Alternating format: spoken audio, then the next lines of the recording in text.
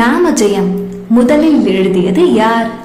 போரில் ராவணனை வீழ்த்திய ராமர் இந்த நல்ல செய்தியை யார் சீதையிடம் சென்று கூறுவது என்று யோசிக்கும் பொழுது நான், நீ என்று பலர் முன் வந்தார்கள்.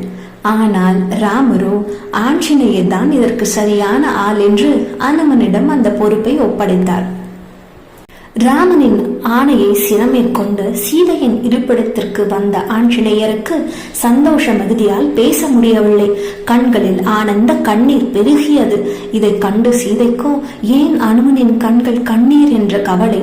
இதை சட்டென்று புரிந்து கொண்ட அனுமன் சந்தோஷத்தில் வாய் பேச முடியவில்லை என்றால் என்ன, ராமர் வெற்றி பெற்ற நற்செய்தியை எழுதி காண்பிக்கலாமே என்று ஸ்ரீ ராமஜெயம் என்று மண்ணில் எழுத அதை படித்த சீதா பிராட்டியும் செய்தி அறிந்து சந்தோஷமடைந்தார். அதுவே ஸ்ரீ ராமஜெயம் அனைவரும் எழுத காரணமாயிற்று.